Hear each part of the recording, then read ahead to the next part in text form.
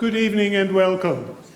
I am Professor Paul Kaufman, Dean of the Faculty of Business and Economics at the University of Melbourne. I would like to begin by acknowledging the Wurundjeri, Woiwurrung and Boonwurrung people of the Kulin Nation, the traditional owners of the unceded lands on which tonight's lecture is taking place, and I pay my respects to their elders past, present and emerging, and to those joining us here tonight.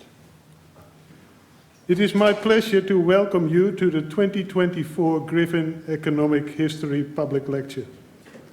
The lecture series was established in 2019 and made possible by the very generous support of the Peter Griffin and Terry Swan Foundation. Both Peter and Terry are with us this evening, and I extend a warm welcome to the team.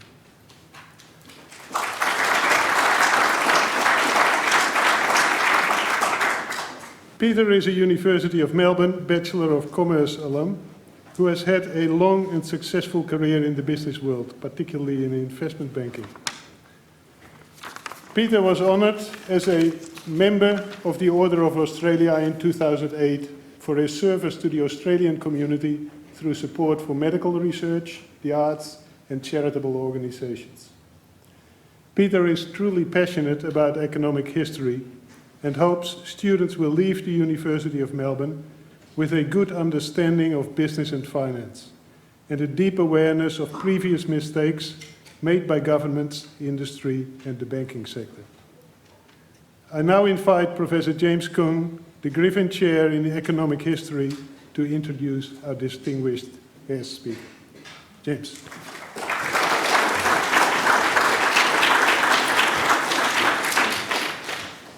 Thank you, Professor Kaufman.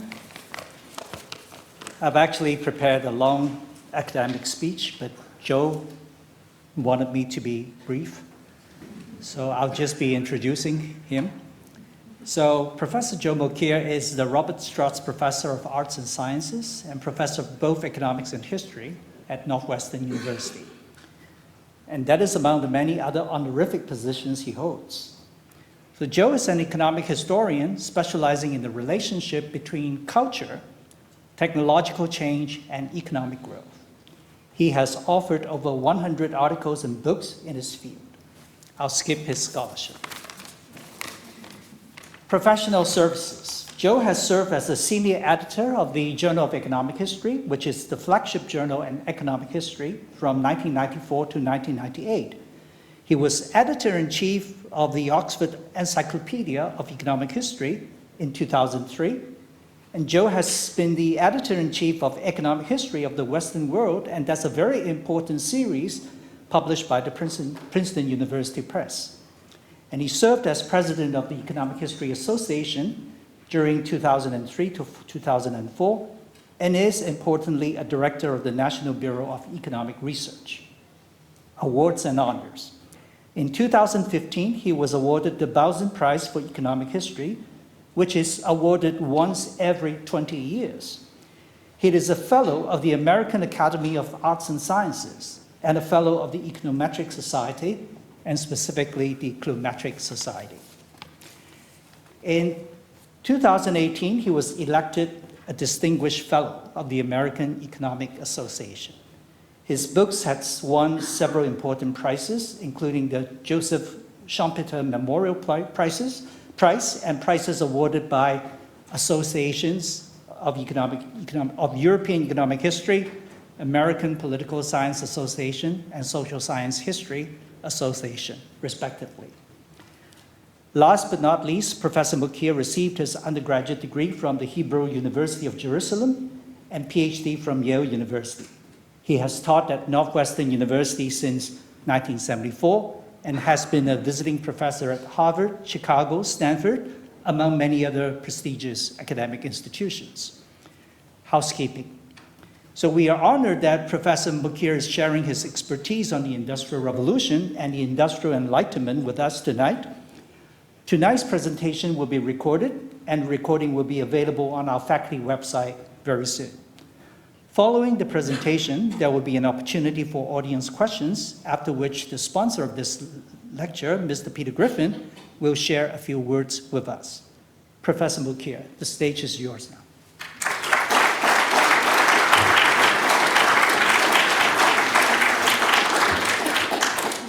Good evening, everybody. Thank you for those kind words. I want to thank Mr. and Mrs. Griffin for the generosity and for James for making this happen. I'm delighted to be here in Melbourne. If my thoughts wander a teeny tiny bit during this lecture, please bear with me. I mean, there have been certain events today which caused me some distraction, but I'll try to concentrate on what I have to do to stay here.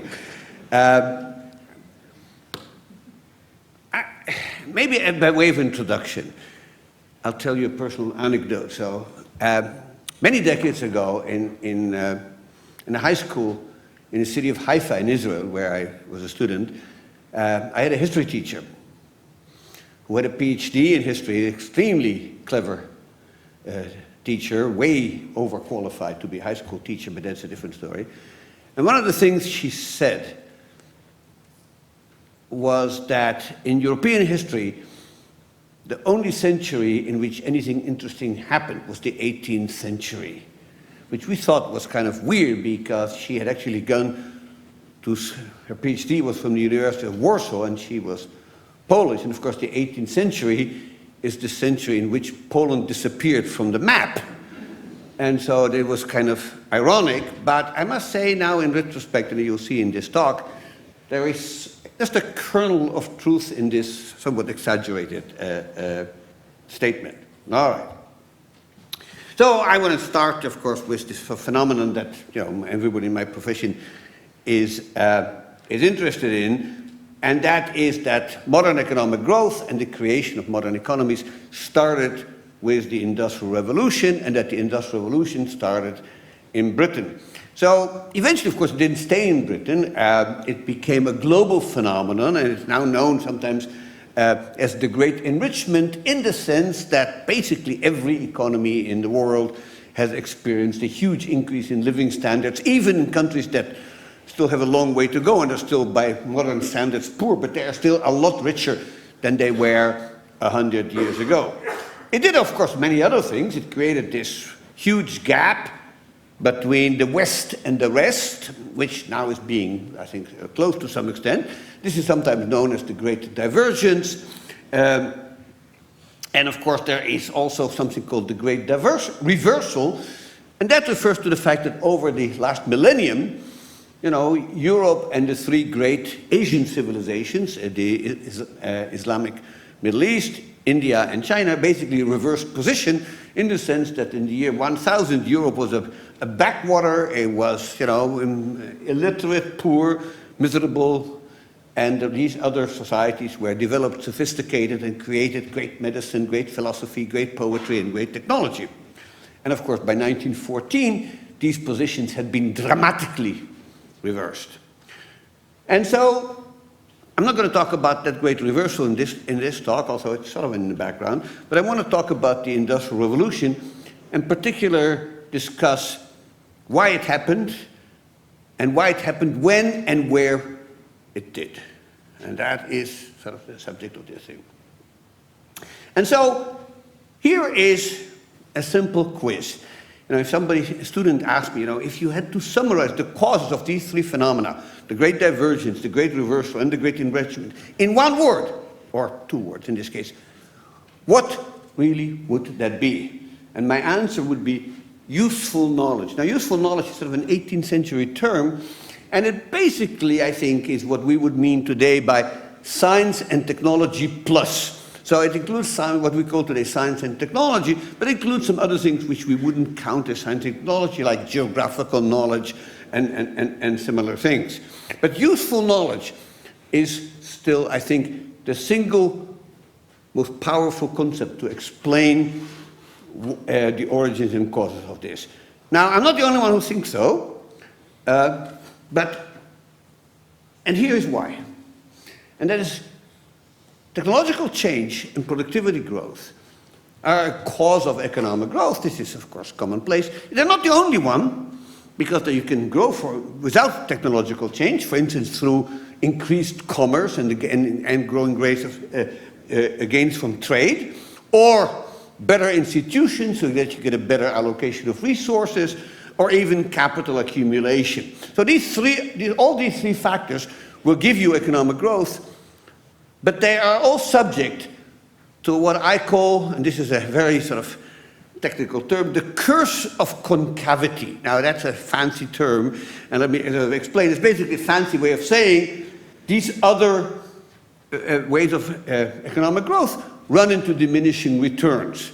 And that's sort of kind of obvious if you think about it. So two nations that weren't trading with each other at all, and you build a highway or a bridge between them so they start trading, and at first both of them gain, but any further gains eventually will become smaller and smaller until, at the very limit, essentially the gains of trade are exhausted. And the same is true about institutional improvement. You can have, make markets more efficient, and that will give you something or a lot. But eventually, this is going to run into diminishing returns. Knowledge, as far as anybody knows, doesn't seem to run into diminishing returns. I mean, every time somebody writes this famous sentence, everything useful that can be invented has been invented, somebody else comes with something entirely radical that we didn't expect. So I remember 10 years ago, I had a long debate with my learned colleague, Northwestern colleague, Robert Gordon, who basically said, well, the last 150 years have been great, we've invented lots of things, but we've invented them already, so we can't reinvent them again, which is true. And so basically productivity growth is going to come to an end.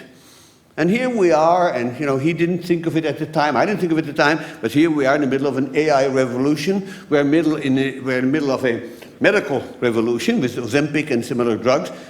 Every time knowledge takes us further and further. And I actually have a long argument why it's never going to run into diminishing returns, but I'm not going to give this to you now.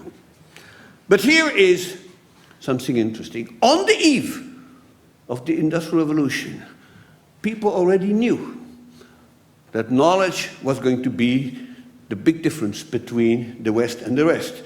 So here's a quote from an English writer, philosopher, Dr. Samuel Johnson, author of this famous Johnson's Dictionary, and he has this sort of book, I would call it, about a fictional Abyssinian prince, Rasselas, and much of this book is kind of boring actually, but here's a very important quote, because the prince is talking to his philosopher friend, and he asked him the following question: by what means are the European, this is, by the way, 1759, which is basically this of time in which the Industrial Revolution is just getting started. Traditionally, it's dated between 1760 and 1830, although these things are, of course, historian constructions. They're not anything that happened. So he asked, by what means? He says, are the Europeans thus powerful? Or why, since they can easily visit Asia and Africa for trade or conquest, cannot the Asiatics, this is the 18th century term, and Africans invade their coast, plant colonies in their ports? After all, the same winds that carried them back would bring us thither. Flawless logic. The answer that was provided was, they are more powerful than we, sir, because they are wiser. Knowledge will always predominate over ignorance. But why their knowledge is more than ours, I know not. And in fact, the argument I'm going to make is answering that question in red, so you'll see. Now, as I said, this is a fairly recent phenomenon. Even as late as 1250, I would say there's no sign whatsoever that there's a European advantage in knowledge. And even then, other societies are still far more sophisticated. And so, what is that drove the turnaround? And so, what I'm going to try to convince you of tonight is that the cultural movement that drove this sudden growth of knowledge in the 17th and 18th century is what I have proposed to call the Industrial Enlightenment. Okay, so I've been trying to sell this term for a long time, and I'm going to try to give you a good sense of what it exactly involves and how it exactly worked. Now, to apologize immediately, it's something of a misnomer, right? Like the Industrial Revolution is a bit of a misnomer too. It wasn't a revolution, at least, there wasn't anybody storming the Bastille and, beheading kings or anything like that. And it wasn't actually all industrial. There's a lot of things that you wouldn't count as manufacturing would be still very much part of the Industrial Revolution. So it's a bit of a misnomer, but it's stuck, and so people use it. And so here is another question, which is, should we economists actually be interested in the Enlightenment? And so when I started working on this project years ago, I pulled out all the books I have on the Industrial Revolution at home, which is quite a few, and I looked up if anybody had the word Enlightenment in the index. The answer is no. Nobody had the word Enlightenment. And this is kind of odd if you think about it, right? So scholars of different colors, and I'll give you 3 examples here, really regard the 18th century Enlightenment as a truly pivotal event. So here are 3 views of people who otherwise share almost nothing. The first is from Michel Foucault. I never thought I'd stand in front of an audience and cite Foucault, but here I am, you know. And so this is a quote from Foucault. What is then this event that's called the Aufklärung, which is German for Enlightenment, and that has determined, at least in part, what we are, what we think, and what we do today. So here is a historian, Anthony Pagden at UCLA. No topic of historical debate has exercised anything like the hold which the Enlightenment does over the ideological divisions of the modern world. And the third quote from Steven Pinker, as a psychologist, for all the flaws in human nature contains the seed of its own improvement as long as it comes up. Institutions that channel parochial interest into universal benefits, among those institutions are science, education, and so on. Not coincidentally, these were the major brainchildren of the Enlightenment. So basically there seems to be, at least if not a consensus, certainly a widespread belief that the Enlightenment was a cultural change at a very different level than most cultural changes, and comparable perhaps only to the rise of monotheism in the West. Now, as I said, the other pivotal event in the 18th century, which my high school teacher must have been thinking about, was the Industrial Revolution, which was, by all accounts, a game-changing turning point. And so there's a debate whether the great divergence between Europe and the West actually started with the Industrial Revolution. You could make a strong argument that it started earlier, but it's also probably true that even as late as 1700, the gap in living standards, as measured by caloric intake and some other things, between Europe and the 3 great Asian civilizations was probably not yet very large. And so here we have these 2 phenomena happen in that century that my high school teacher loved so much. And it seemed almost beyond belief that the 2 events this momentous, occurring at roughly the same time, would be completely unrelated. And so what I'm going to try to argue is that there is a causal connection between them, and largely because the Enlightenment predates the Industrial Revolution, I would think that most of the causal oomph is from the Enlightenment to the economic change, and not the other way around. Also, reverse causality, of course, is always a concern. But then what exactly is it about the Enlightenment that may have been such a causal factor of the Industrial Revolution? Well, here, for those of you who know something about the Enlightenment, it was not due to this guy. This is Jean-Jacques Rousseau, who's often thought to be one of the pivotal figures of the Enlightenment. And of course, he was not part of the Industrial Enlightenment. In fact, I don't think of him as an Enlightenment person at all, much more of a counter-Enlightenment, but that's a different debate. But I just thought I'd throw it in because people do tend in their mind to associate Rousseau with the Enlightenment. So here is the issue, and I've read quite a lot about the Enlightenment in recent years. And it's a hard concept to deal with, actually. It's a huge cultural tent. And you have to somehow find a way of slicing it up, or else get rid of it altogether, as some historians have actually suggested. So how do you slice up something as awkward as the Enlightenment? Well, one thing is you can do it by geography. So there's a book by Porter and Tijk called about the Scottish Enlightenment, the French Enlightenment, the Dutch Enlightenment, the German, the Italian, and so on. That probably is one way of doing it. The other way is sort of looking at it by topic, like the scientific Enlightenment or the religious Enlightenment, something like that. Or perhaps look at it as the radical versus the moderate Enlightenment, as Jonathan Israel has done.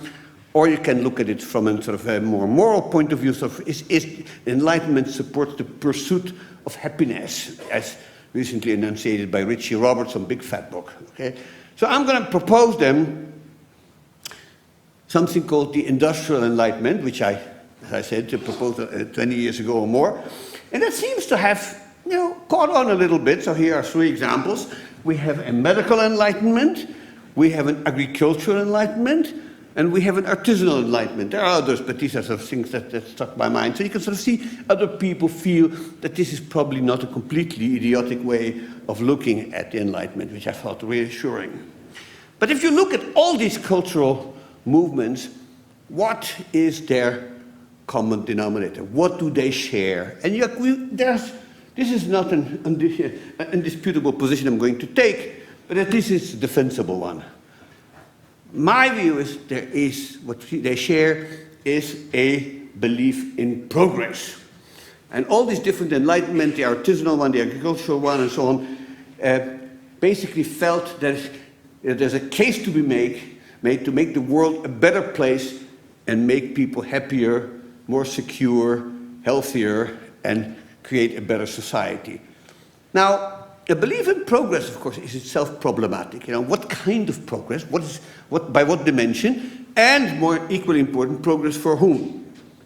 And so, for an economist, which I am, the obvious answer is progress is measured as economic growth, okay, or an increase in material welfare, consumer well-being, whatever you want to call it. But that too raises, of course, many well-known problems. But the fundamental point I want to make is that there was a general sense in the Industrial Enlightenment that useful knowledge was a key to progress, which is basically something that, as a historian, I now feel I can connect to. And so knowledge is what everybody talks about. So Immanuel Kant, one of the great figures of the Enlightenment, was asked, how do you define the Enlightenment? And his answer was, in Latin, sapere aude, meaning dare to know, right? But then knowledge of what exactly? And of course, if you believe what I said, that what matters is economic progress in living standards, then what you want to do is you want the kind of knowledge that could increase productivity and economic welfare and economic security. Okay, that is a special kind of knowledge. And it is that belief, I think, that constitutes the heart of the Industrial Enlightenment. So I want to get a brief digression, just for a few minutes, okay? How radical is the belief in progress? And the answer is, in 1650, it's pretty radical, actually. We see very little of it in antiquity. Most of historians and people writing in earlier ages thought history moved in these cycles. You go up, you go down, you go up, or go down. But there is no long-term sort of trend upward. So there's this slide talks a little bit about Seneca, and you can find quotes here and there in the Romans that seem to indicate that there is something there, but most people have sort of dismissed this as sort of exceptional and that it didn't go anywhere. Now, there's something counterintuitive in the belief in progress, and that is that we all sense, in some sense, that the second law of thermodynamics, things over time wear out and they break down and they crumble and they sort of rarely get better by themselves. Things get worse. Life in the past was better and our forefathers were smarter than we are. And that is, of course, consonant with this sort of notion that it seems to be very widespread in human civilization, which is that the great wisdom was revealed to earlier generations. And if you want to learn something, you don't, research it yourself. You go to the writings of these great minds and you find the answer. So, in China, you had, of course, Confucius and his great students. And then much later, Juqi and the Neo-Confucian tradition. In Islam, there is the Quran, and there's Hadith. And of course, later, people like Al-Ghazali, who interpreted that. In Christianity, you have the New Testament and St. Augustine, and then later Aristotle as interpreted by St. Thomas, and so on and so forth. And I think there's something deep built into the human psyche that sort of tends to make us revere the learning of earlier generation. Now this has disappeared in our own age to a large extent, but much of history, this was very much the case. So this is particularly strong in the most intellectual group in Europe for many centuries, which is the Jews. But Jewish culture, which goes back 3,000 years at least, has no concept of progress that I could ever find. I mean, the only progress that happens is the sort of discontinuous improvement in everything when the Messiah comes. But until then, everything goes downhill. And in fact, there is in Jewish tradition a concept, which is known in Hebrew as Yeridat Adorot, meaning the decline of generations, which basically points to the sort of cultural inferiority complex of pre-modern Jewish intellectuals. So there's a statement in the Mishnah that goes, if those who were before us were like angels, we are but men. And if those who were before us were like men, we are like asses, okay? So essentially those who were before us, so people living in the past, were much smarter than we are. If that's the attitude you take, you're not going to believe in progress. You're just going to study old books. What happens in Europe after 1600 or something like that is knowledge starts to grow, and people start, internalizing the fact that knowledge is cumulative. And so in 17th century France, where a lot of the belief in progress is born, the great French intellectual Bernard de Fontenelle pointed out sort of the rather obvious fact that there must be progress because, the scientists of their age knew what Aristotle knew, but not the other way around, right? So we know more than he did, sort of by definition, because knowledge is cumulative. And so why is this view becoming so influential after 1600? Actually, of course, knowledge isn't necessarily cumulative. It can be lost. A lot of knowledge of antiquity was lost, didn't survive.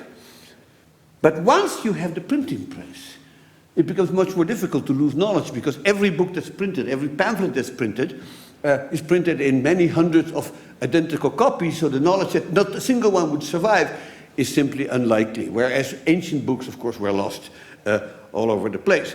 What also happened by 1600 is that the great voyages, and a little bit later the invention of new tools to study nature, opened new horizons and allowed people to see things that had never been seen before. That must be progress. If we could see that Jupiter has moons and nobody else knew this before us. So that kind of thing. So here's one example of this sort of growing disrespect of ancient writers. This is Nicola Leonceno, and this is a book he wrote. This is in 1495, if I believe. And this is about the errors of ancient writers. So this is a book about, so this translates as On the Errors of Pliny and Others in Medicine. So Pliny is this big encyclopedia of everything that was known in Rome, Pliny the Elder, and describes all kinds of natural phenomena and technologies and so on and so forth. And he points out the many errors that there are in that book. And he says, look, I mean, we respect the ancients, but they were wrong about almost everything. And so over and over again, you see writers at this time becoming impudently disrespectful of writings that had once been held to be sacrosanct, okay? The French philosopher Pierre de la Ramée, in the middle of the 16th century, was actually promoted on a dissertation called On the Errors of Aristotle. Now, Aristotle had been like a god before that. Now, all of a sudden, he made errors. Well, it turns out, yes, he made errors. And so slowly this respect for ancient knowledge is disappearing. And the knowledge, the idea goes that, hey, we know more than those guys. And of course, the next step is we're also smarter.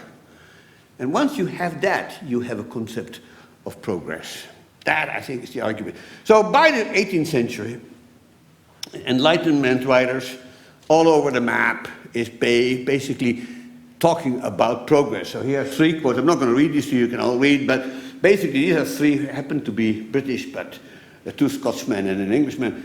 But they all basically describe how things have been improving and this is really these writings are mostly on the eve or the early stages of the Industrial Revolution, of people who really didn't know yet what was to come, but believed that progress was going to happen, okay? And it's not just in Britain. Here are two, is a Frenchman, Turgot, and a German, Herder. Both of them describe that progress is happening. It happened in the past. It could happen again, and it's a desirable thing. That, I think, is a big step forward. Not only that progress could happen, it's desirable, and what's more, we are going to write a program to bring it about. And then they carried out the program. And there you have it. So that's basically it. So now, we shouldn't overstate the case. Everybody realized that lots of things could be wrong. And David Hume was probably the most thoughtful of that whole crowd. Basically points out that yes, progress is possible, past progress has occurred, but it was not a sure thing. Okay, it depended on, agency of people living at that time. So he says basically, if things could go wrong, there are all the numbers of people bringing it about are always few, and the passions which govern them are limited, and the application disturbed by the smallest accident. So he says chance, interesting thing, must have a great influence on the rise and progress of all the refined arts, by which refined arts he really means what we would call today technology. And so this argument about progress became deeply entrenched, and there's this famous sort of struggle between what's called the ancients and the moderns, the querelle des anciens et modernes, in which some people say, we're smarter than these old people, and then there's a bunch of conservatives who say, no, nobody was as smart as Aristotle, nobody wrote plays as well as Aristophanes, and So this debate goes on. It's kind of amusing today, but kind of a bit silly. In any case, it's over by 1700, and the moderns have won, and nobody, teaches Aristotelian physics anymore, and people basically have sort of no more than this. This is, I think, an essential component of the Industrial Enlightenment. Now, here is some evidence about progress. And so these are engrams that there's more sophisticated ways of doing this today, but this is really easy to do. So the engram basically, there's three engrams here. This is in the English language. I'll show the other languages in a second. But if you look at the red curve, which is knowledge and science, you see that it actually goes up in the late 17th century. Then there's a somewhat unexplained dip in the sort of years after the Glorious Revolution, but but about 20 years or 30 years before the Industrial Revolution, it starts going up again, and then it goes up, all the way until deep into the 19th century. And in fact, a curve that looks at three words: progress, improvement, and betterment, which are sort of synonyms for each other, follows a very similar trajectory. And so does a curve that shows wealth and riches and prosperity. So it's not neat and clean, and it's not monotonic. It goes up, it goes down, but in the end, toward the Industrial Revolution, you see that this view has fully taken hold of thinking. So it's the same it's true in French, except this nice dip isn't there. And so I curved these three curves, progrès, which is progress, connaissance, which is knowledge, and amélioration, which is improvement. And you can see them all going up, also not all at the same time, which is sort of what you expect. But it's interesting to see that the blue curve, which is progress, essentially takes off at around the beginning of the 18th century and shows a nice trend upward. Also, it's a little bit bumpy. And knowledge only comes in much later, but once it does, it clearly goes up. And so finally, in German, we have something rather similar. The curve to actually look at is the red curve. The blue curve is verbessern, which didn't do much for me. But you can sort of see that the word, Fortschritt, which is progress in the most literal sense, actually takes off, a little bit later than in England, which is precisely what you should expect, because Germany is, of course, behind England and France at this time. So it all, clearly, wherever you go, this ideas of progress through knowledge is taking root. At least these curves don't prove it, but they're at least consistent with it. All right, so what about then the Industrial Revolution, and how did the Industrial Enlightenment help trigger it?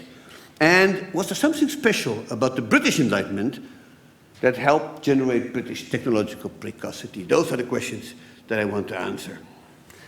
And so maybe I'll start with the British Enlightenment. So there used to be an old gag that basically said that Britain never had an enlightenment. You know, you look for the only country that had an enlightenment was France. This was a truth propagated by French Francophone historians, as you might imagine, and that Britain had an industrial revolution and France didn't. Now, both of these things no longer are accepted by serious scholars. Everybody understands that the Enlightenment took place everywhere, but there are slightly minor differences in emphasis and tone. And so, England's Enlightenment, or I should say Britain, because Scotland plays an unusual role here, they shared with continental thinkers a belief in the possibility and desirability of progress. But on the continent, particularly because the institutions were still in many ways backward, people were much more interested in social and political themes. Whereas in Britain, the Enlightenment was what I would think of as what you'd call an Enlightenment of nuts and bolts, sort of pragmatic and practical things. And you know, this was stressed by an English historian called Roy Porter, who basically pointed out that this is British pragmatism is more than just worldliness. It's a philosophy of expediency, of a dedication to the art and the duty of living well in the here and now. So it is a bit, you know, it's much more directed toward living standards, because they already had the kind of political structure that they could live with, unlike the French Enlightenment thinkers who didn't like their monarchy and ended up overthrowing it. And so, as I said, you know, the Industrial Enlightenment in Britain is not so much about morals and morality, it's not so much about behavior, it's not so much about institutions or distribution. It's about practical questions, you know. How do we pump water out of coal mines, which is a problem that Britain is struggling with throughout the 17th and early 18th century. How do we determine longitude at sea, a major problem that the country was struggling with. How do we prevent smallpox? This is a country obsessed by the fear of smallpox. How do we turn pig iron into wrought iron, or wrought iron into steel? So these are questions that, if you solve them, and they did, you achieve progress. It doesn't overthrow the state, which the British really didn't want to do. And so, to get down to it in a bit more details now, the Industrial Enlightenment significance depends on two crucial things, which they actually carried out. The first is the expansion of useful knowledge, that is the generation of new useful technological ideas, big and small. And secondly, once you have that knowledge, to diffuse it and make it accessible to the people who could use them. Okay, those are the two components of the program that the Industrial Enlightenment wrote. And so, now let me first get to the first one and then talk about the second one, okay? Both of these, by the way, represent the supply side. There's also a demand side, and if you ask me about it, we'll talk about it, but it's a different story. But the important thing about creation of new knowledge, and this is something that economists know, of course, very well, is that fundamentally the creation of new knowledge is what we call under-incentivized. And it's under-incentivized because knowledge isn't like any other product in the economy. It has strong, what we call, public good properties. What does that mean? Well, it means that it's non-rivalrous. Non-rivalrous means basically that if I give you a piece of my knowledge, I don't have any less, right? It's not like pizza. If I give you a slice of my pizza, I have less pizza. If I give you some of my knowledge, I don't have any less knowledge. That's what's called non-rivalrousness, and it's one reason why markets fail. It's also hard to exclude people from knowledge. You can try to keep things secret, and a few places firms have been successful with that, notably Coca-Cola, but it's rarely practical. So it's hard to exclude people, and it has substantial externalities, and that knowledge has all kind of spillovers in various directions. So the people of the Industrial Enlightenment instinctively recognized this, and basically suggested ways in which we can overcome this sort of built-in underproduction of useful knowledge, because it's so difficult to reward people who add knowledge, okay? And so here one distinction may be useful, which is a distinction I have made many years ago and I find useful. There is knowledge of, I borrowed this by the way from the epistemologist, I didn't think this up myself. But this is, there's a distinction between what I call propositional knowledge. So propositional knowledge answers questions about what. So it's basically science, or roughly speaking science. And then there's prescriptive knowledge, which is knowledge of how. And the format of that is basically a recipe. So how do you make, how do you bake bread? How do you make an ingot of steel? How do you operate on an appendix? That kind of stuff. So these are recipes. They're basically, take this and, add, 2 eggs and put, and add water or whatever. So, of course, the instructions may be very complex, and there may be do loops and so on and so forth. But roughly speaking, these are recipes. That's how we should think about them. So, how do we incentivize propositional knowledge? Because it's very hard to people who add to the useful knowledge in society, mathematicians, physicists, chemists. How do we reward them? And so a lot of this, I think, was intrinsic motivation. So these people don't have to be incentivized. They're just curious and they want to find out things. And if that were all there was to it, the problem would have been solved, right? But of course it's not. Scientists have to live too, and many of them would like to live comfortably, and many of them would like to be famous, and so on. So we all know this. In this period, so particularly the 16th, 17th, and 18th century, of central importance is patronage.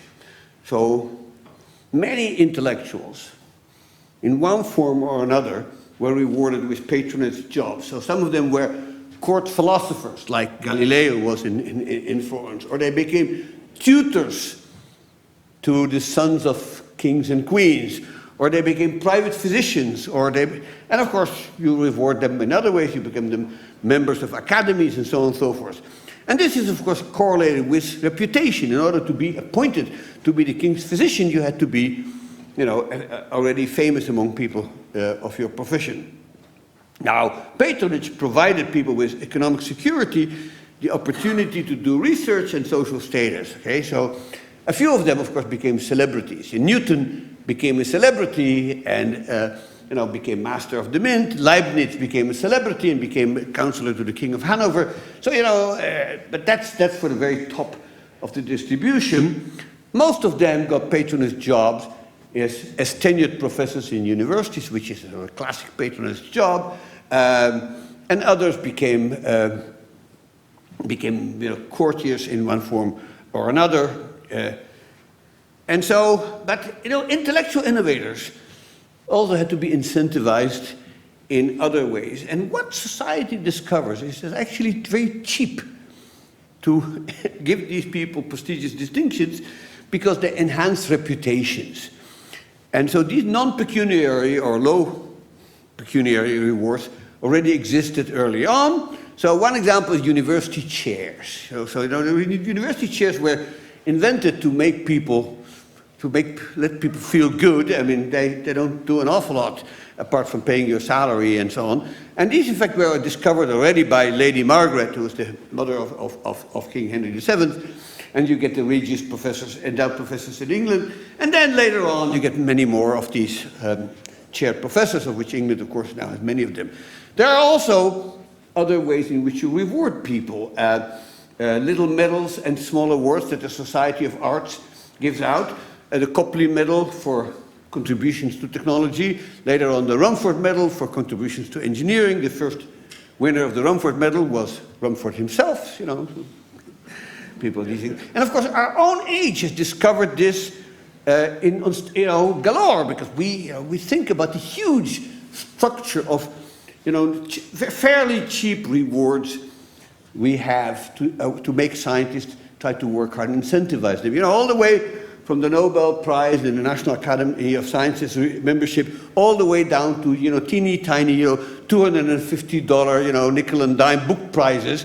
But if people put it on their CVs and they show it to their dean, and this is what incentivizes people. It's a very cheap way of incentivizing them, but it works because I think people at the time realized that progress occurs through science, science occurs through scientists, and scientists have, surprise, surprise, egos. And this caters to their egos. So this worked actually fairly well. Now, of course, peer recognition, as I already mentioned, is a big deal. Adam Smith made a big deal out of it in his Moral Sentiments book, in which he talks about that a great deal. But there are other motives, and I don't want to poo-poo them. There's Robert Merton, the great sociologist, in the so-called Merton thesis, pointed out that one reason that was driving scientists was religion.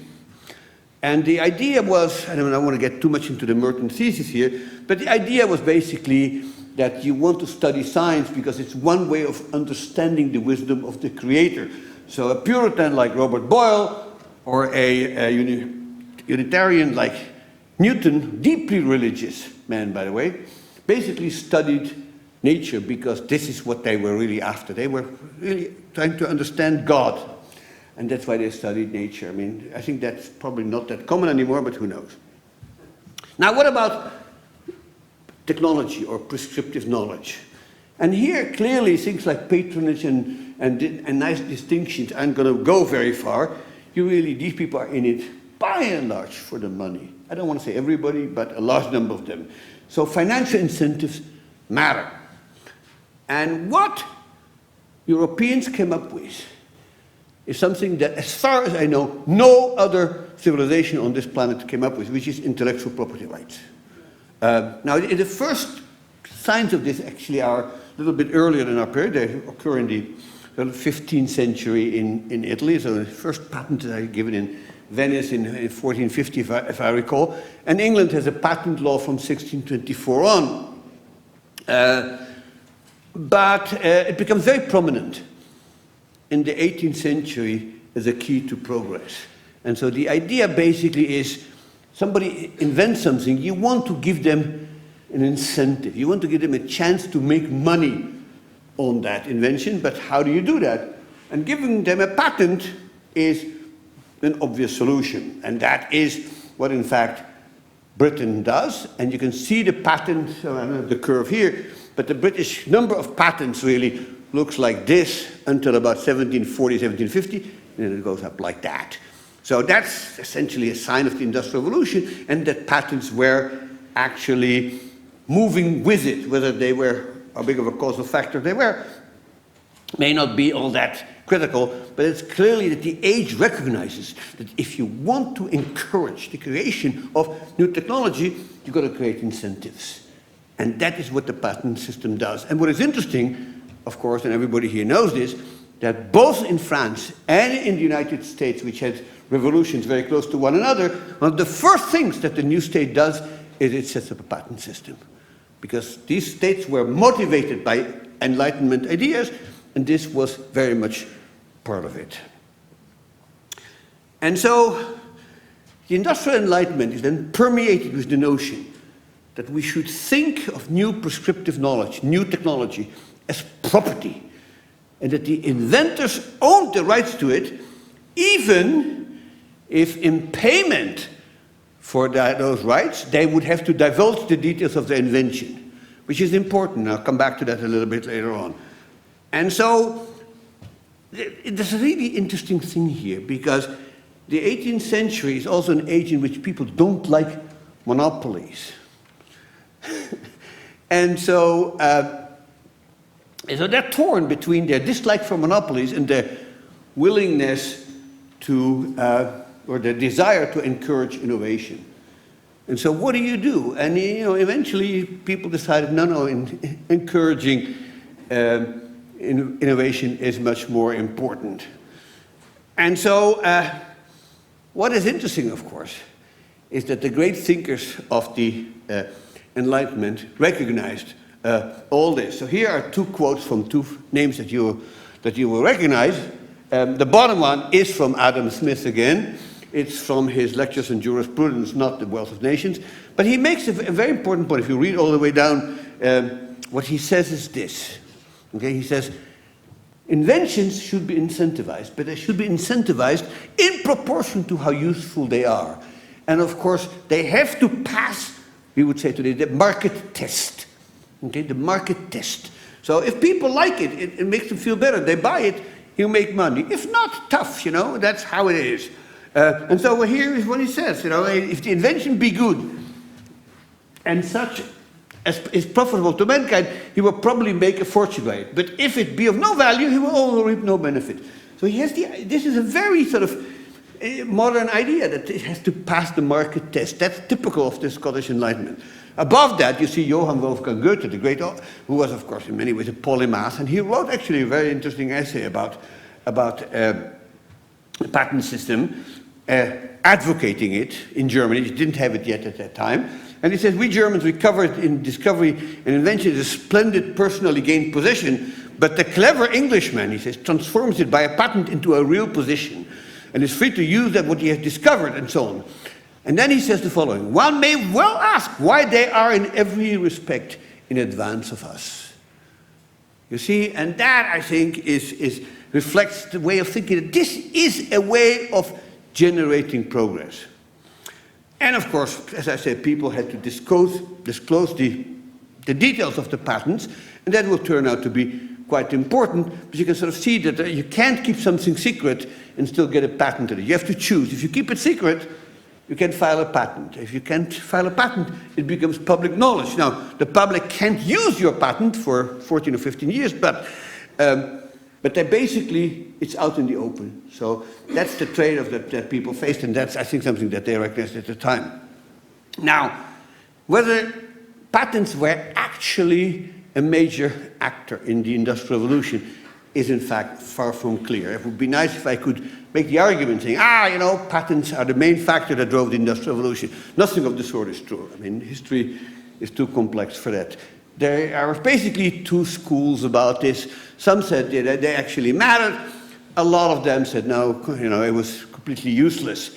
So the latest book are by John Bottomley and Anton House, and Bottomley concludes somewhat, you know, carefully. He says that it did indeed encourage the development and diffusion of technology during the Industrial Revolution, but I think he recognized that the effect is positive, but he's not claiming it was very large. Many others have disagreed. One problem, of course, with the patent system is that, in fact, most inventions weren't patented. We never quite knew how many until Petra Moser wrote a classic paper about this and basically showed that, you know, if you choose a particular denominator, it turns out that something like 1/6 of all the major inventions made in England were patented. So 5/6 were not patented. And then, you know, so you start saying, well, how important can the patent system have been if only a small minority of them were patented? And so, you know, this is a debate that's still ongoing, and I think it's sort of interesting. But what is true, I think, is the existence of a patent system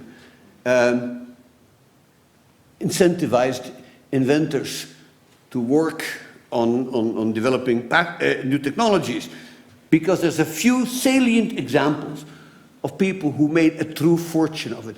And so you can think of this a little bit like a lottery today. So what does a lottery do if they want to buy you lottery tickets? They show you pictures of somebody who won the lottery, and they'll say, oh my God, I can be like that person, you know. So here's somebody sitting here and he's holding a check for, I don't know, $300 million. They say, my God, you know, how wonderful that would be. This guy looks ordinary, maybe I can win it too. And so there's a few people who hit the jackpot during the Industrial Revolution. One of them is this guy, Charles Tennant, who was actually Watt's father-in-law, and he perfected bleaching powder, which was used to bleach cotton cloth, which is, of course, very important. And of course, James Watt himself and his partner, Matthew Boulton, who made a fair amount of money from their patents. But if you look at all the population of people who took up patents, the returns to patents were almost surely negative. There's to say patents were expensive. We're talking, if you wanted them in all the 4 kingdoms, they were almost out of £1,000, which is a lot of money at that time.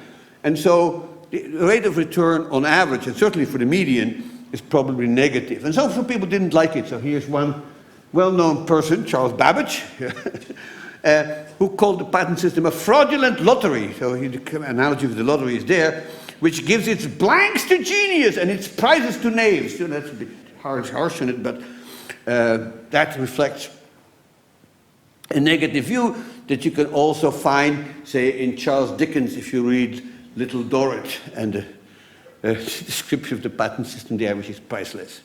And so people still buy lottery tickets, of course, today. Even so, we all know that the expected return on lottery tickets are negative. But there's something more that sets the patent system apart, which I always found interesting to point out. And that is, in a lottery, if you are rational, you realize that you have no way of affecting the outcome, right? So, to put it technically, the conditional and unconditional expected returns are the same. You can't think, hey, I'm different from anybody else, because it's supposed to be completely random. With a patent, that's not true. Everybody thinks, well, yeah, I know the average guys didn't make any money, but my patent is better because it's different from theirs. By definition, it has to be, otherwise it wouldn't be a patent, right? And so people overestimate their own capabilities. And that's Adam Smith, again, sorry for quoting him so much, but he makes this point. He says, people have overvalue their capabilities, and the chance of loss is undervalued. And that's why they go to the patent system and they dish out hundreds of pounds, which many of them didn't have to borrow, to try to make money on their patents. And of course, very few of them actually do. But the net result of it, of course, is that because this incentive was there, it may have been a bad deal for the inventors, but it was a great deal for the British economy, because it made people invent more than they would have otherwise, in the hope of securing a patent which they may or may not have, and if the patent was secured, whether the patent would make money.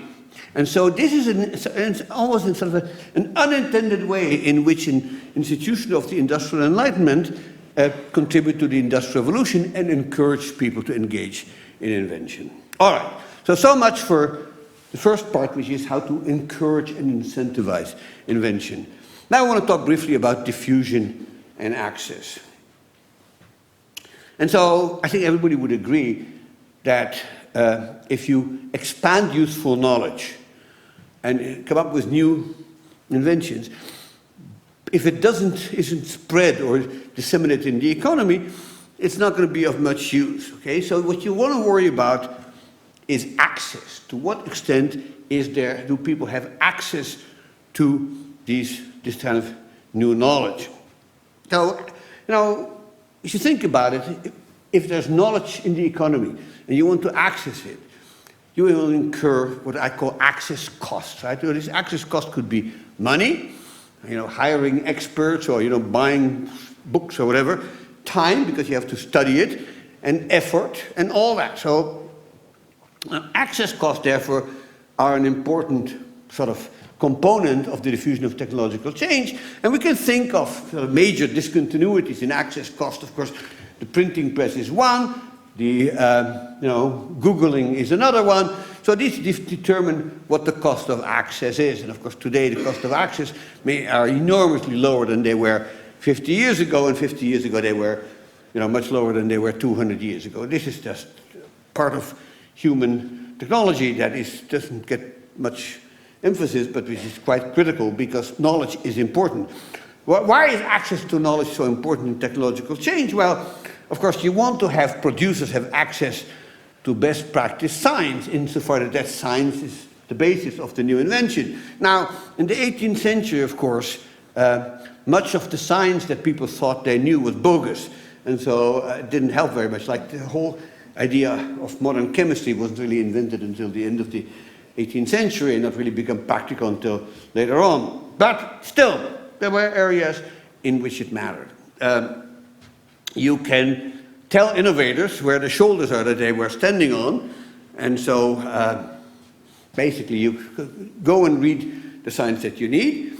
Of course, a lot of invention is combination of other inventions. It's not necessarily science, but you take one component from here, one component from there, and you recombine them in novel ways.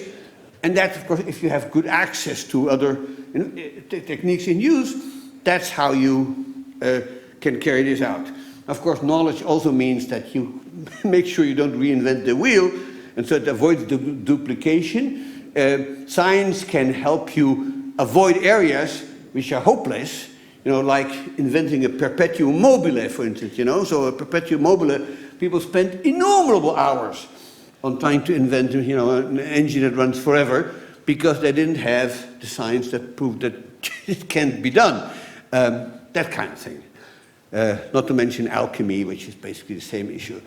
All right, so what determined access cost, above all, of course, is whether knowledge is what we call tacit or codified. So tacit knowledge is knowledge that isn't written down, and it can only be passed on personally from one person to another by me telling you or showing you how I'm doing this.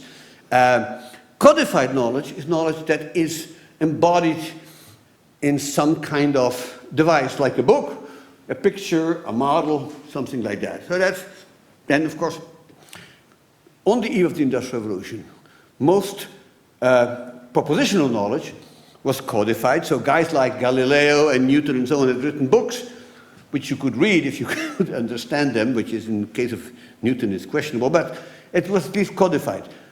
But prescriptive knowledge was largely tacit, okay? So the way people were taught, techniques is by studying with somebody else, like an apprentice-master kind of relationship. So a lot of this depends on networking and social capital.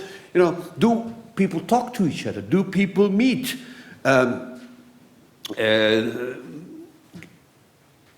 How could you learn a piece of propositional knowledge from an expert? That kind of thing. Do you know an expert? Have you got contact with them? And ever since this famous article in 1942 by a sociologist called Edward Zilsel, it has been recognized that building bridges between people who knew things and people who made things turned out to be very important. And in fact, much of the Industrial Enlightenment is exactly about these bridges. So these are people who are French refer to these as savants, people who know things, and fabricants who made things.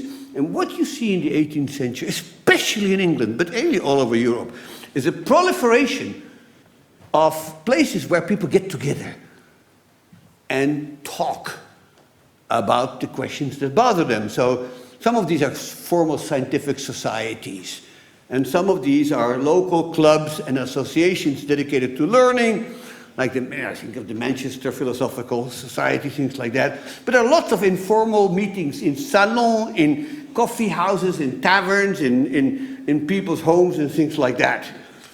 And we see these organizations popping up like mushroom all over Europe in the late 17th and 18th century. A few of them are very famous. I'll just show you two pictures. One of them is the famous Lunar Society of Birmingham. So let me see, I thought I had a picture here, but I can't find it. All right, well, never mind the picture. But there's a Lunar Society of Birmingham which met once a month. That's why I call the Lunar Society, on the full moon, and which brought together a bunch of learned people, like, for instance, Erasmus Darwin, the grandfather of Charles, and a bunch of manufacturers like Matthew Boulton and James Watt and Josiah Wedgwood and people of that ilk. And they were talking about, issues. We don't know what they exactly talked about because there's no minutes. But in their correspondence, you can sort of figure out a little bit of what was being talked about. They were talked about how to solve practical problems in engineering, in chemistry, in pottery, and on and on and on. A similar place was the London Chapter Coffee House. There's various places. In particularly, what is interesting here is that one of the most interesting organizations of the Enlightenment was Freemasons. And Masonic lodges, which is where Freemasons met, actually had meetings talking about technology and science and how do we solve various problems. Now, it's probably fair to say, and I should add this as a sort of as a caveat, this is, we would call this a deeply elitist phenomenon. That is to say, Enlightenment is not a general population thing. It really caters only to the highly educated, most sophisticated members of societies. Intellectuals, you know, natural philosophers, local notables, maybe politicians, judges, but also, I think, the very best of the skilled artisans, so engineers, clockmakers, watchmakers, you know, millwrights, people like that, so highly skilled workers. But what is interesting, of course, is that many of these British industrialists, you know, were closely networked with the Enlightenment movement, and in which they were well read, they became members of the Royal Society, they were educated, and they talked to people who knew things. Ah, here are the pictures I promised you, so I misplaced. So there on the left you have the Lunar Society of Birmingham. I think let me see if yeah, I think this is Erasmus Darwin actually, and this must be Matthew Bolton, but picture is good. This is the book about the chapter house, coffee house. And you can sort of see what people were talking about. The title is Discussing Chemistry and Steam. So this is what people were talking about. Now, in addition to bringing people together, I think the Industrial Enlightenment recognized that in order to improve access, you had to turn knowledge from tacit to codified. And so I call this the codification project. And so what basically this consists of is the writing of technical articles in places that were easy to find, describing the way in which things were being made, so describing technology. And of course, once it's codified, presumably it reduces access cost and makes it diffusing faster than if it's tacit knowledge. And so what we see happening is, you know, a huge number of libraries, but also things that make looking up things easier. So book indexes, for instance, okay? Very detailed tables of contents, alphabetization, and then, you know, compilations by subject to one form or another. So the rate at which this is happening is really striking. And here are some, you know, I'll give you some famous examples. I could do this for the rest of the evening. But of course, this is the most famous of all. This is the Grande Encyclopédie which is this sort of paradigmatic Enlightenment document edited by Diderot and d'Alembert. And it has literally thousands of pictures like this. This is how to make pin making.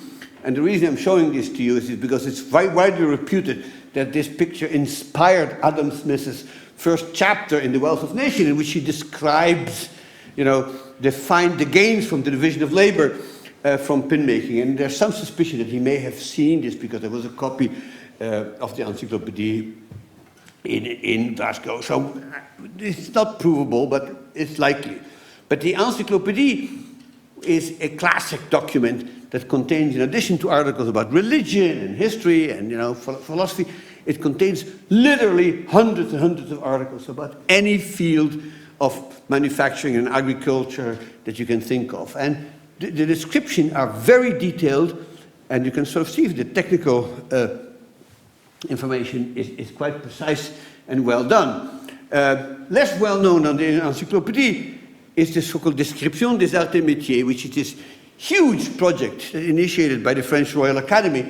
It started very early on. It took them years and years and years, decades, I should say, to complete it. But once they completed, they came out with 82 volumes in which every piece of, and every technique imaginable in every occupation is described in excruciating detail. So in my younger years, I read about 10 of these volumes. They're boring as hell, I promise you, but they are very detailed. So here's one example. This is The Art of Lockmaking, Serrurier, and look at the detail. Every part is described in very, and then the text exactly explain, what A and B and what figure 12 means.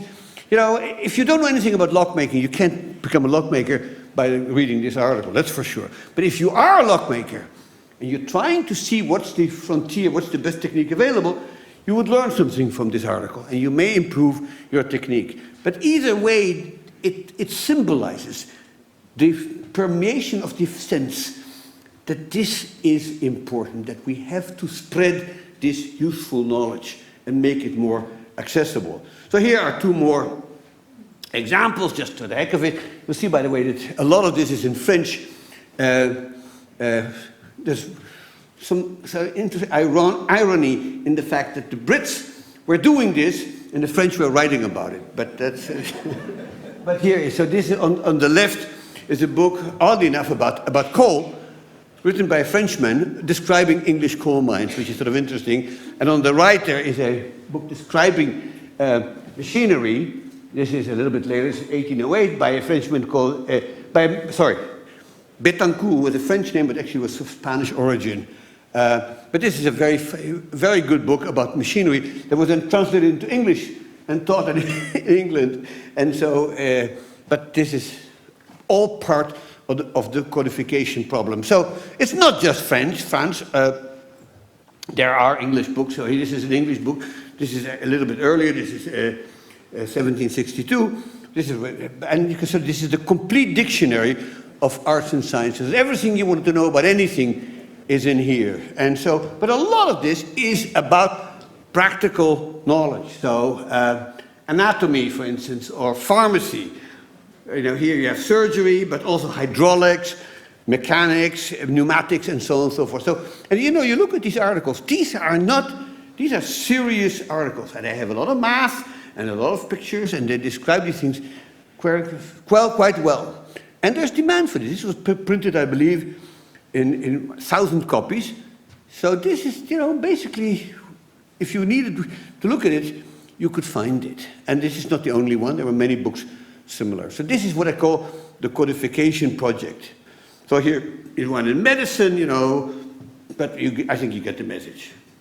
And of course, now to come back for a second to patents, this is one reason why patents were important, because patents, of course, made the knowledge embodied in new inventions accessible to people who wanted it, because they had to be deposited at a place called the Court of Chancery in London, and anybody could walk in there. But in fact, you didn't have to, because there were people who actually copied the patents and then published them in various magazines. So all you had to do is buy the magazine and read the description of the patent, and you would have it.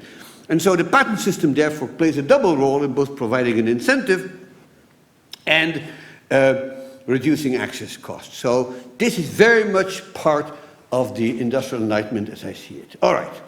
So I've described in great detail now the importance of the Industrial Enlightenment. Of course, then the question is there evidence? I mean, it's not enough to come up with examples. Is there actually evidence? So there's been, in the last 10 years, a whole slew of papers and dissertations that have tried to test this hypothesis. And of course, we work with 18th and 19th century data. We use proxies, but the proxies aren't all that bad. And so here are some highlights of this literature, and it's getting late, so I don't want to spend too much time in showing you tables and stuff, but this is over. So here is one dissertation. This is by a man called James Dowie, who finished his dissertation now almost more than 80 years ago. But he actually went out and tested some of these ideas. And basically what he argues is something like this. The Industrial Enlightenment provided what he called knowledge access institutions. And these are things like learned societies, Masonic lodges, public libraries, and so on and so forth.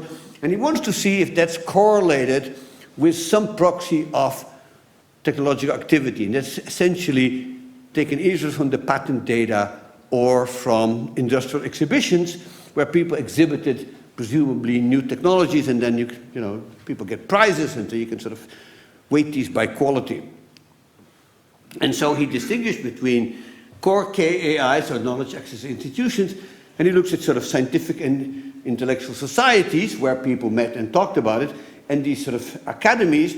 And then he decided Masonic lodges and public libraries were peripheral. I don't know exactly if I agree with that, but that's fine. But you can sort of see these things going up over the period, and you can see that the general philosophical societies are starting more or less with the Industrial Revolution, and the others pop up a little bit later, but they are clearly there. And then you can sort of see how this is divided. It's all over the country. The yellow is provincial England, the red is London, the blue is Scotland. You see these things rising this is Masonic lodges over the 18th century. And this is places where, as I said, people met and exchanged information. And so here are public and private libraries. And you can see them too going up here in the late 17th and 18th century. And it's taking off rather dramatically during the time which we associate with a little bit before and during the Industrial Revolution. So the coincidence of these institutions with the Industrial Revolution is clear, and in fact the regression result that he shows, which I will not spare you, actually are all consistent with that. And so here's an interesting point which I really wanted to make, and that is he refers to these institutions as a subsidy. Now, there's a certain anachronism about this, because the subsidy you give to technological change is something that economists propose because it is inherently under-incentivized. So the notion is the government should subsidize technological change, otherwise, or basically the R&D that leads to it, because otherwise we don't produce enough. And so what he basically says is, look, at this time the government didn't give any subsidies, but the Enlightenment did. And so he calls it the Enlightenment subsidy, which I think is kind of a clever way of looking at it. So there is similar analysis. This is a different paper by Galofrevilla, a Spanish scholar, basically following Dewey's, I think, example, using slightly different statistical techniques, but coming up with something very similar. So he tries to measure, so to speak, these bridges that I talked about between people who knew things and people who made things. And he too relies on patents and exhibits, and he basically reproduces most of Dewey's econometric findings, which I find reassuring, but clearly maybe not terribly surprising. It's not just England, by the way. Here is a paper about Germany, and this is about German networks. And here, the main independent variable, which is supposed to explain it, is what he called economic societies that first start in Saxony and then spread all over. And these are basically voluntary organizations whose aim it was to improve the economy for the common good. So this is very much in the spirit of the Industrial Enlightenment, except that this in Britain, it's different from Britain. In Britain, most of these organizations are bottom-up, right? They emerge because people get organized spontaneously and creative. In Germany, the princes and the rulers always had to play a role, and so they actually, many of them, sponsor it and start these things. But that said, they still follow the notion of what matters is incentives and access. And here, very much like papers from Britain, they use patents and exhibitions, and they find very similar results. In this case, they use German exhibitors in the 1873 World Fair in Vienna. And so the effect of these economic societies is significant. It's not huge, and you wouldn't expect it perhaps huge. It's basically, if you double the density of these societies, it would increase the number of patents by about 20%, which is not enormous, but it's still significant. But it also tells you this is not the whole story. It's an important part of the story. Well, then there is a literature on the importance of codification. Here's another paper, not yet published, that looks at the connection between codification and investment in human capital. This is about in France. And it actually looks at the human capital involved in secondary schools, which confusingly in France are known at that time as collège, and the availability of books. And what they basically show is that the two interact extremely nicely and create, an incentive and spurred on industrialization in French cities. So, they're looking at encyclopedia sales here as a proxy for the diffusion of codified knowledge, and what they show is that the more the knowledge was codified, the more economic progress this actually brought, very much like another paper that by Squicciarini and Voigtländer, which did something very similar. All right, so I'm coming to the end of it because this has been going on way too long, but I want to make one more point, and that is that I'm not arguing here that everything started with the Industrial Revolution. To my way of thinking, the Industrial Revolution is not the beginning of the great divergence, it's the culmination of it. The cultural and institutional roots of the Industrial Revolution go back much further, because we need to explain the story that I told you earlier about how the 16th and 17th, 18th century started thinking in very different ways. And that's, of course, we do in this book, which is now in press, and which I all encourage you to purchase. It won't be out for this year's Christmas, but possibly next year. It's 250,000 words, a rather dense text, so don't give it to your mother-in-law. But here is the thing. Prince Rasselas, philosopher, was right. Knowledge mattered, and it mattered perhaps more than anything else. But we need to understand, of course, why Europeans were able to do two things. Okay? They, as I said, incentivized it, they made it accessible. Now, of course, it's not true that other civilizations didn't do any of this. That's not quite true. They all had their different ways in which they tried to generate some form of technological change. And the Europeans weren't perfect at it. They made many mistakes. I mean, I can go on and say about this was wrong and this was wrong.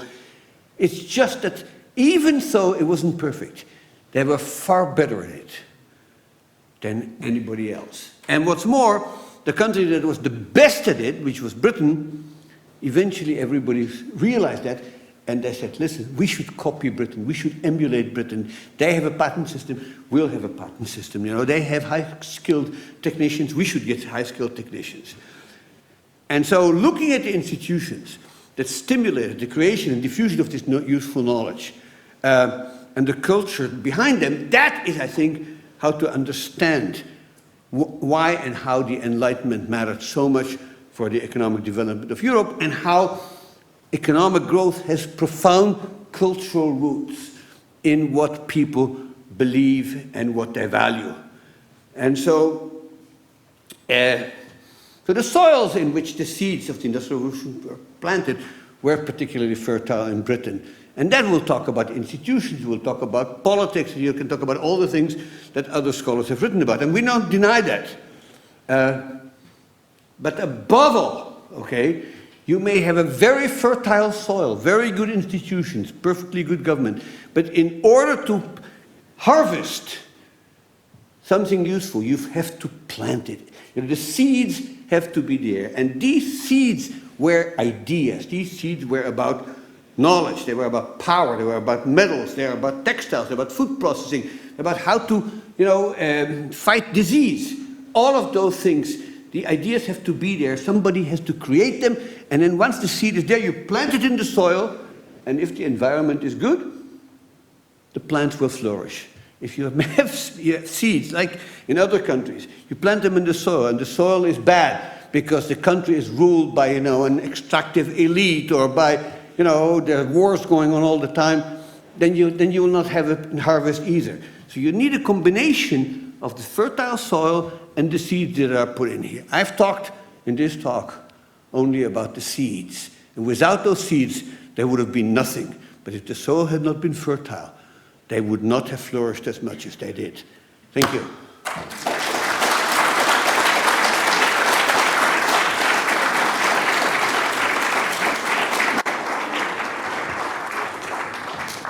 All right. So thank you very much for that well, enlightening lecture.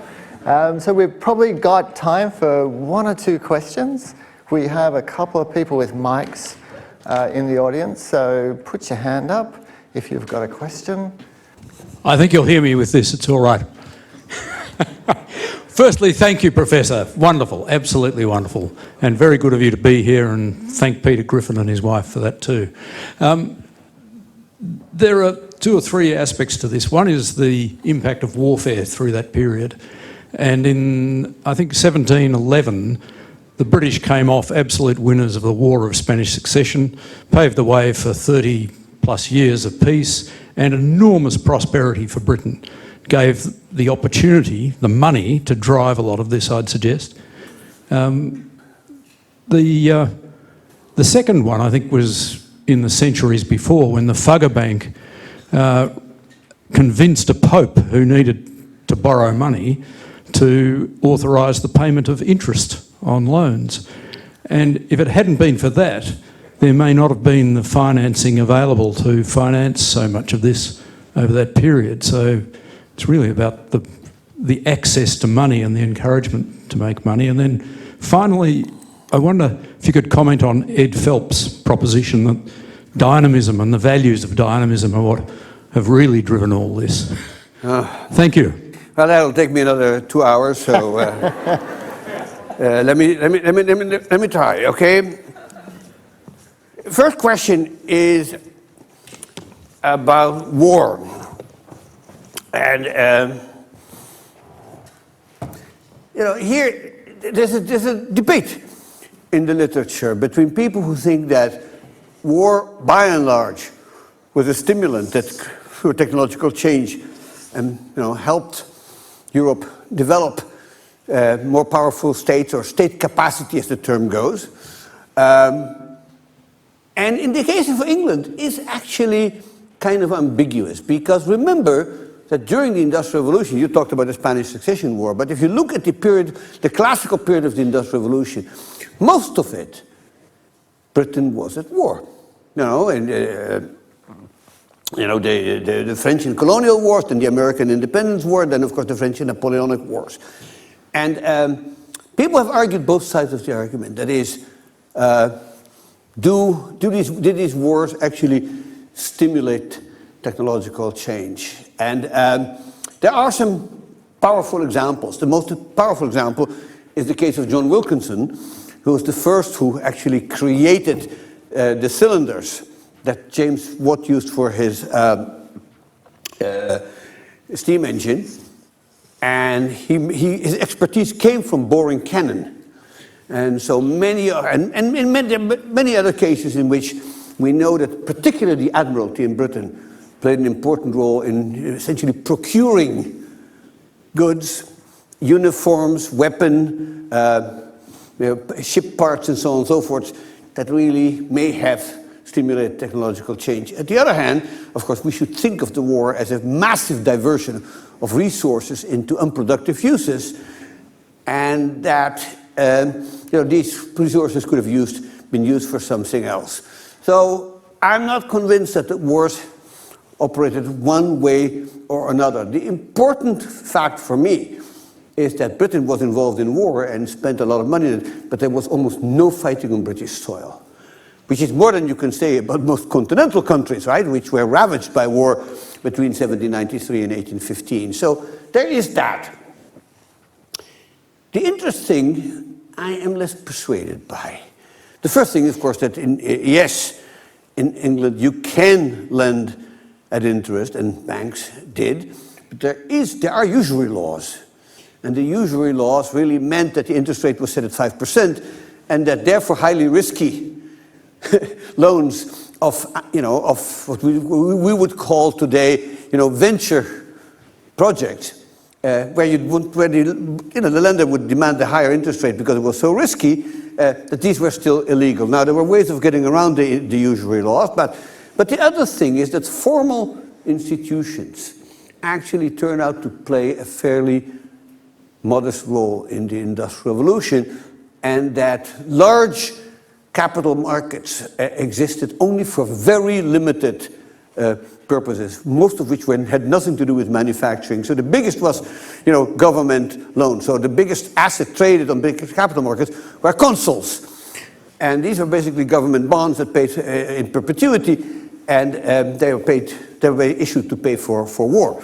Now, there are, of course, cases in which people had to borrow in order to finance manufacturing, and they typically borrowed through private arrangements from relatives, from neighbors, from partners.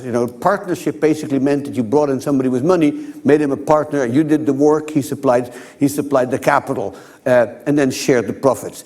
The places where interest mattered was more for sort of infrastructural investment, canals, turnpikes, and later, of course, railroads. And so I'm not convinced that the legitimization of interest in Britain played such a major role. Now,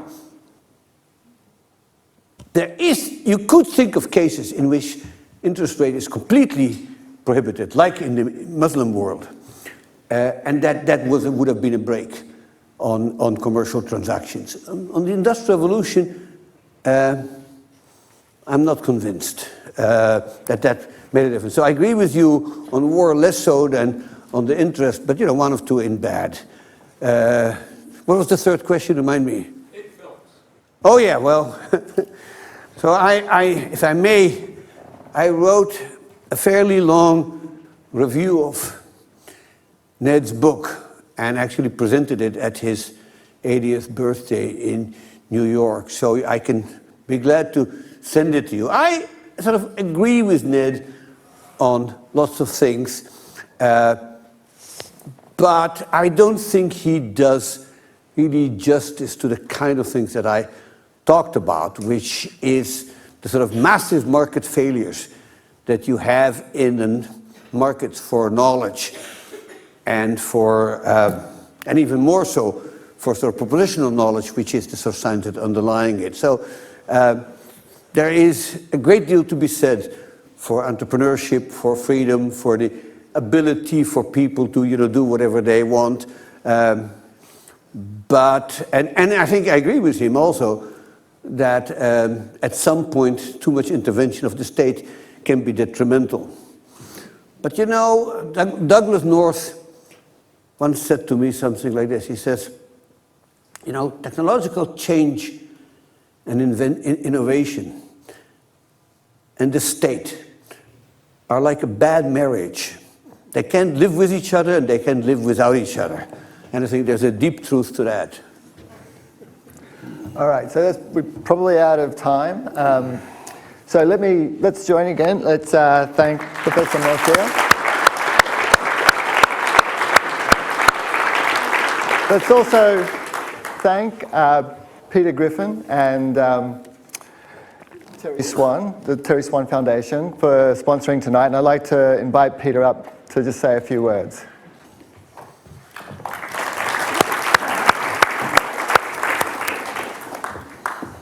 Well, Joel, thank you. What a tour de force, which I'm sure everybody here has very much enjoyed. You've brought us right up to speed with the Industrial Enlightenment, as you call it. And you sort of introduced us to the idea of useful knowledge.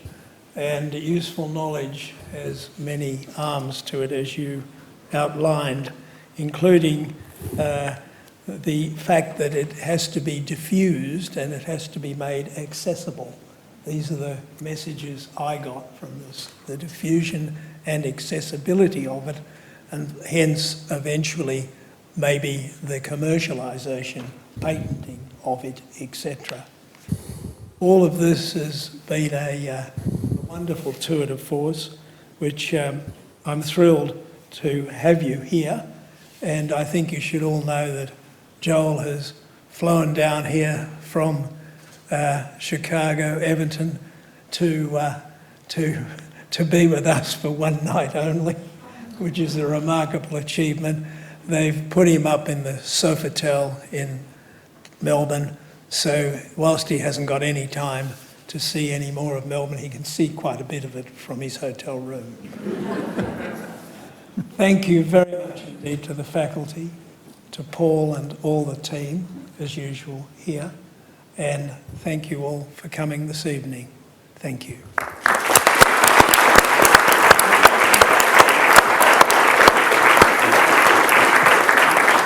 All right, so just one final thing. We've got a small token of our appreciation that Professor Kung will present to Professor Mokyr. Oh. All right, so thank you very much.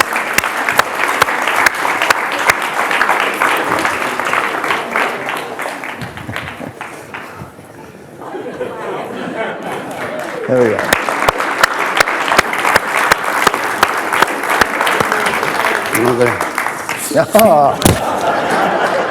And modeling, that's fantastic. It's going to be a cold winter in Chicago, so I can use this.